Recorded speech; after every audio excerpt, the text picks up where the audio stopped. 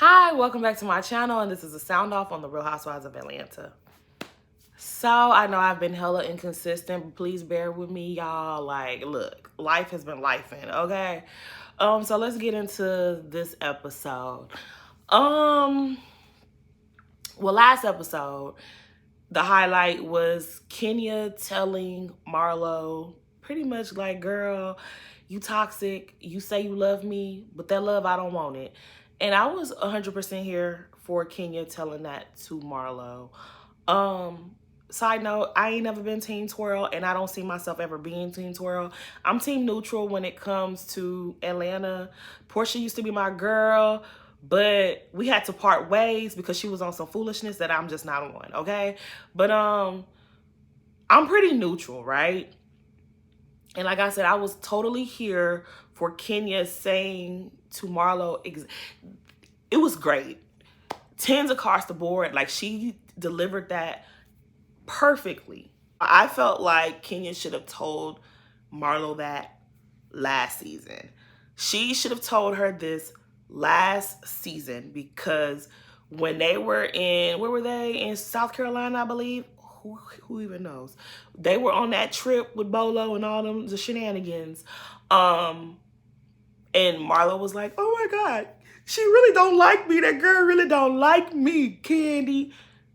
I was like, shut the fuck up, Marlo. But I felt like Kenya forgave her really, really quickly. And I wasn't really here for that.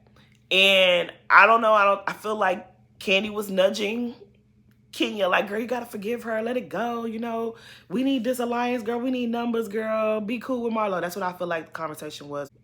That's just what I think happened. I wasn't there, so I don't know.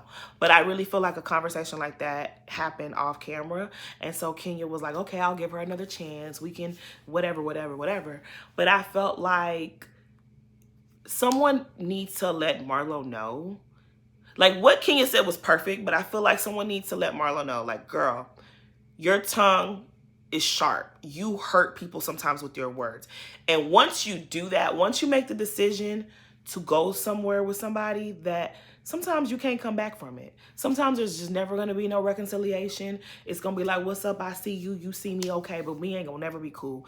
And I feel like someone needed to still tell her that, because her and Nene, they both got that shit bad. They go too far with people, and then when they have forgotten about it and they're ready to be forgiven, everyone is just supposed to forgive them and forget about the shit. And it's like, that's not life. That's not real life, girl. That's not real life. I'm a person that when you have pushed my button one too many times, oh, I go there with you. I go there with you with no regrets. You piss me off and I cuss you out, I no longer care. I don't care if you ever forgive me, because I said what I said. Before I ever go off on you, I've given you multiple chances to correct your behavior. So when I finally go off on you, I don't care if you don't want to talk to me no more. But Marlo is not that person. Marlo wants, after she done did that, and after she done forgot a little bit, she wants to be back friends with people. And people, not everybody gonna want to be your friend after you go to the flow with them. If you're going to take it to the flow, you got to be comfortable knowing that maybe we will never be cool again. And I need someone to really explain that to Marlo. Like, I need her to understand that you burn the bridge is gone. Okay. But, however, I felt like I said Kenya told Marlo perfectly how she felt. Where Kenya lost me was when Marlo started to explain how she felt. She was dismissive. She didn't even want to hear what the lady had to say, which is fine. Maybe she don't want to hear what the lady had to say, and she's done. That bridge is burned. It's a wrap. But I didn't like that she did that. The way that she did it, I didn't like that, because Marlo did have some points. Marlo was, y'all be calling that lady a prostitute. You done made fun of the lady's lisp. You didn't say she had a square reader between her legs. You called her a convict. You have said things too that were below the belt as well. So you don't like when she talk about Mark and your fake booty and your hair. I don't know what else. What she say about Kenya? Her mother. You don't like when she talks about your mother, your husband, your butt, and your child, and you wearing wigs. but you have come for her edges, you've come for her lisp, you've come for her criminal past, you've come for her calling her a prostitute. And y'all know this, you know, that's not Kenya's fault that this is a part of Marlo's story, but the same way you have triggers, she has triggers. And when she voiced that to you, you were very dismissive. You didn't really give a damn. And that's your right to not give a damn, Kenya. That's really your right. But I just felt like, don't be surprised now when Marlo acts a damn fool. Because she's telling you, hey, you've done these things to me too, and they hurt me, and you don't care. It's like you being a bit of a hypocrite. And I don't like that. So in this episode, we see Kenya arriving at the I don't know what this called, the chalet, the house, whatever, the mansion that the ladies are staying at. She gets there and Sonya's so excited to see her because she's ready to be messy. That Sonya is mad. I wonder if she like that in real life. Woo, she messy. She's sitting up there acting like she's just so happy to receive Kenya and da-da-da-da-da. And Kenya makes the mistake of telling her how she feels about Marlo.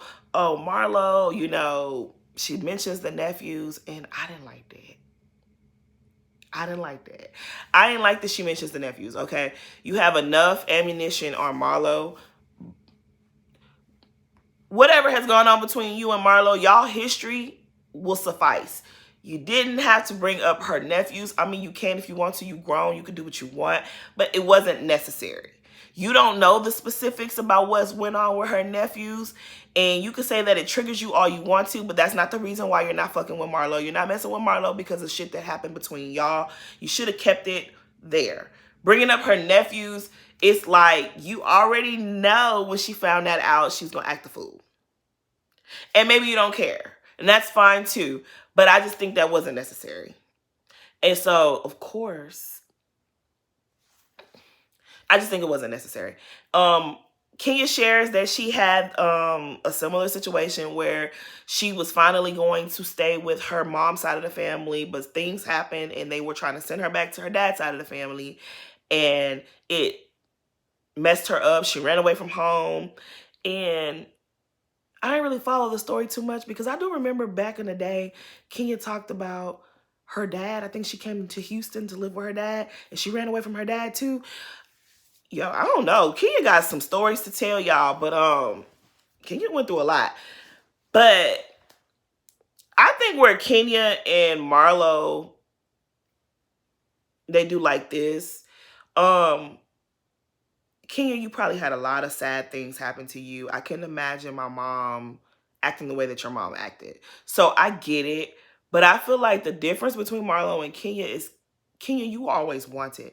Maybe not by your biological mother, but you had a grandmother. You had family members that wanted you. You had somewhere to go. You may not have wanted to go there, but you had somewhere to go. Whereas Marlo didn't have that. Marlo didn't have... You know what I mean? She was in foster care, from foster care to foster care to foster care. None of her family members stepped in and said, we want you, come stay with us. So that's where, you know, people are like, oh, they have similarities. They do. But the difference is, Kenya, you were wanted. Your grandmother wanted you before she ever laid eyes on you. Marlo didn't have not one family member step up and do for her what she's trying to do for her nephews. That's the part that people are not considering when it comes to Marlo. Okay, so I understand that talking about a child and talking about someone's parenting are not the same thing, but at this point, it might as well be the same thing because you're gonna get the same reaction out of parents. If you talk about someone's parenting and you talk about their child, you're gonna get the same ratchet ass reaction.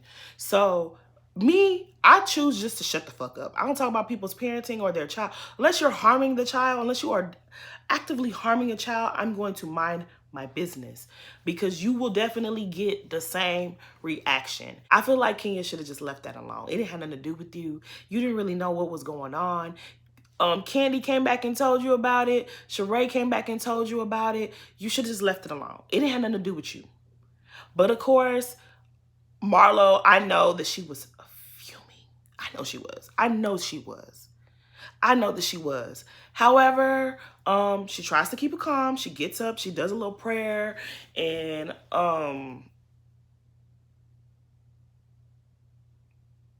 child, this little trip goes straight to hell. Marlo wants to have a little side conversation with Kenya, just the two of them.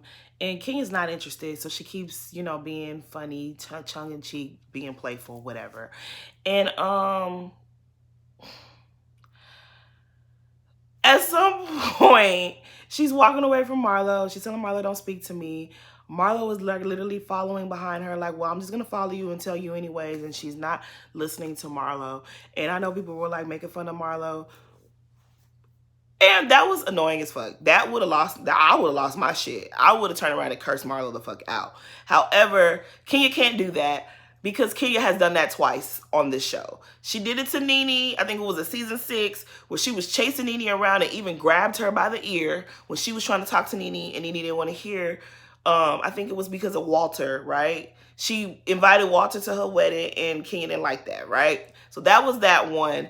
And then when season 9, I think, when they was trying to, you know, ask Portia about her therapy, and Portia got up from the table and was like, y'all ain't about to have me acting the fool today. So they start chasing Portia around, and Kenya was chasing Portia around, and allegedly she was saying, is this a trigger? Is this a trigger? So she couldn't really snap on Marlo. Me, I would have snapped on Marlo, but she couldn't do that because she, you know, because of her history. And who want to snap on? You know what? I wouldn't have snapped on Marlo. I wouldn't have snapped on Marlo because I don't want Marlo to snap back because we know how she do. I'm just saying. But I know the show needs drama, but I know if I was one of the other ladies, I would have been over that shit. I would have been like, could y'all shut the fuck up, both of you? Like, I'm sick of both of y'all. And I think that's where Kandi was coming from, because Kandi was like, girl, you just got through saying how you don't like people poking at you. Why the fuck are you doing it? And it kind of did seem a little weird because she wasn't really poking at Marlo, but I do think she was making little comments. I think that's what probably set Kandi off, because it just didn't seem like it fit. But I do think Kenya was making, because it's Kenya. Of course she was making little comments or something. I don't know. I wasn't there. I'm just saying what I saw. But I would have been irritated with both of them. He was like, damn, can we not do this just now? Let's have fun first. That's how I would have been feeling too. Kandi, we see each other, because that's how I would have been feeling. I was exhausted just watching the shit. I couldn't imagine dealing with this. I really couldn't. But anywho. So they start arguing. Marlo don't want Kenya to go. If she's going to be acting this way, she's like, she can't even come. And it's like, Marlo, you don't have the rank to do that. Even Nene, I don't think had the rank to do that. So yeah, girl, I don't know. Maybe you should have planned 2 separate trips, like how they be doing sometimes, where the groups split off. That probably was what that's what production should have done, is had one group go here, group A and group B, y'all go to do separate activities, because this was a mess. Fatum shows up, and Drew was like, Drew was ready for her with her rehearsed bullshit. And while they're trying to coax Marlo and Kenya so that we can move on and go gem mining, I don't know what was said, but Drew was like, I ain't sitting in the same car as this bitch. And so Fatum was like, what, bitch? And they start going at it. Security's holding Drew back. Drew ain't gonna do shit. Maybe they were holding back Drew because Fatum looked like she got the little tick. She would have messed Drew up. I think they were holding back Drew for her own safety. But Drew was like talking a lot of shit about Fatum in the confessionals. And I was like, Drew, that's how a lot of us viewers feel about you. Me, I'm one of those viewers. I don't really care for Drew. Like, Drew gets on my nerves. Drew gets on my nerves. I think with Drew, I feel insulted by Drew. I feel like, Drew, you've come on. Clearly, you've been studying Real Housewives of Atlanta. Fatum as well. The both of them got on my nerves this episode, actually. Y'all been studying Real Housewives of Atlanta, and y'all are acting in a way that y'all think that represents the show. Like, oh, I've been watching the show, so I'm going to give them what they be wanting. But we don't want fake storylines about Tampa and fake assistants. Why y'all got so many assistants? I went off on a tangent. I'm sorry. However, back to my point. She says this about Fatum, and they start going at it. And I don't even remember because there were so many different little situations. But at one point, even Sheree was annoyed with her friend. She was like, girl, what are you doing? And it was just like, she was just acting unhinged. And I ain't like that. Like, I was all on your side because you my African sister, but I didn't like that, girl. What was you doing? You was doing too much. The girl who brought you to the party was like, girl, what are you doing? She couldn't even get you to calm down. That's why they asked. That's why you didn't get chosen to be a friend of the show, because you was doing too much. It's like, girl, you was real cute. You was cute these last couple of episodes, and then you go and do this and mess everything up. That's why you didn't get the job. Anyways. But yeah, Drew keep calling the girl the lap dog, calling her a dog. Yeah, barking and doing all that. I don't like, Drew is so unlikable. I can't fucking stand that bitch. But they pretty much steal the attention away from Marlo and Kenya's beef. Eventually, they jump on the they jump on the trampoline in the back by the lake, take pictures, and then they finally decide to go gem mining. And I was just like, is the place gonna still be there by the time they get there? Because they took too long. But they get there. Everybody was tripping off of the Trump sign, but this is Georgia. I don't know what y'all thought. Maybe I ain't never been to Georgia. I don't know.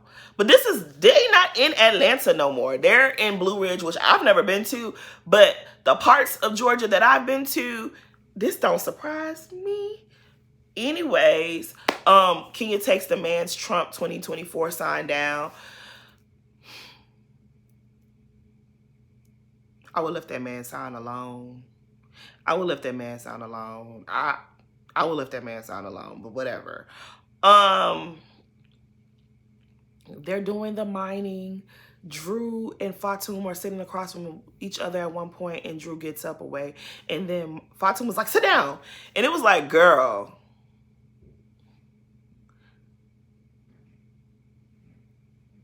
Girl. I want to ride for you, but you not when you acting like this. No, I can't. Y'all both annoy me. Like, anyways, moving on. So pretty much they get back to the house, and Marlo wants to end the trip early. She's over it. She's exhausted. She's tired of fighting. She's tired of all of this. She said she wanted to get away. And I think a lot of y'all like to discredit Marlo. Marlo's human. Y'all expect humanity from Marlo, but y'all don't want to give it to her. That lady is struggling. And I feel like since episode 1, this lady has been crying out for help. And I feel like her cries are going unheard. I feel like everybody's kind of disregarding Marlo because it's like, oh, it's just Marlo. But I feel like the lady is struggling. This episode confirmed that for me. I've been feeling like that, but this episode definitely confirmed it for me. She's struggling. She's going through a lot. I think y'all realize her mother had mental health issues. Her sister is going through a mental breakdown. A lot of people who have family members that struggle with mental health issues, they live in constant fear that they're going to also go down that path. And I feel like that might really be where Marlo is. And she's overwhelmed, and she's been begging for help. And everybody's kind of just like, whatever, she's annoying. Marlo is annoying. But I don't think any human being should be written off like, oh, whatever, when they're asking for help. Because asking for help is so hard. It's not easy to do. Like, it's probably the hardest thing to do, to say, I need help. For you to constantly be saying it and the people around you aren't taking it seriously, that's scary.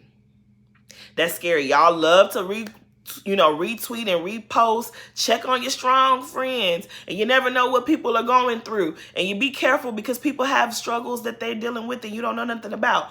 But then when y'all actually see somebody in need of help and they're asking for help and they're saying, I'm overwhelmed and I'm reaching my breaking point, they're using phrases like this, then it's like, oh, let's write them off because they're a wacky reality TV star and nobody likes them. Yeah, I don't think that that's cool. I don't really think that's cool. Marlo has gotten on my nerves a lot over the years. Like, I ain't never really even liked Marlo like that until like recent years. I'm like, okay, well, it's Marlo. But this season, I'm a little concerned for her. It's clear that Marlo is not okay, but nobody seems to care.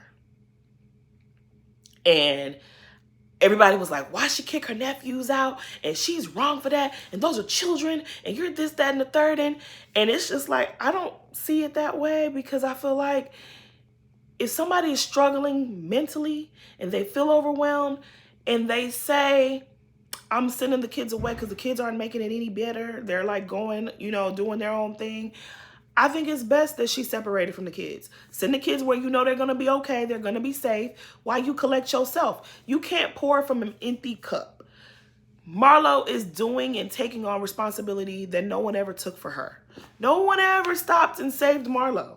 And Marlo's trying to save the day. She did it for her sister. She did it for her nephews. And I think everybody overlooks that. I know that, you know, you got to be very careful with how you handle children, because any little thing can cause a problem. I totally get that. But I feel like Marlo is struggling, and before maybe she could hide from it, but now when you have kids that you're raising, it's bringing a lot of shit that she had never dealt with to the surface. And I just hope that this life coach or whoever she got near her, I hope they help her, because she clearly is struggling. Like, she looks so defeated. Like, why? Who ends the trip? That ain't never ever happened. You end the trip early? Like, she couldn't just go to the spa and get away from these nagging ass heifers. Like, I feel bad for Marlo. And then we see in the news, clearly her nephews came back to living with her, that they got robbed. And it was like, Kenya, you finally got the audience on your team. Girls that ain't never seen it for you is rooting for you, and then you're gonna say, oh, her home invasion was fake. Even if you believe that, do you have to say it? Even if you truly believe with every fiber of your being that Marlo is lying about her home invasion, you ain't had to say nothing about it. You literally could have sat there and ate your food and not gotten involved. Then Brittany, Future's favorite baby mama, she came out and was like, girl, how dare you attack Marlo like that? I was also targeted by the same. Now they was dragging you for why? Nothing. Because you just had to just involve your... I didn't like that, Kenya. Can you do better? I did not like that. I ain't like that. You made that about you, and it really wasn't about you. If Marlo is lying, she will get caught. She would have been found out. You didn't have to be the one to say nothing about it. But yeah, anyways, back to what I was saying. I definitely think Marlo is struggling. I hope she gets some help. I hope somebody looking out for Marlo, because we love when some shit go down. Oh my gosh, that person was going through something and we didn't know.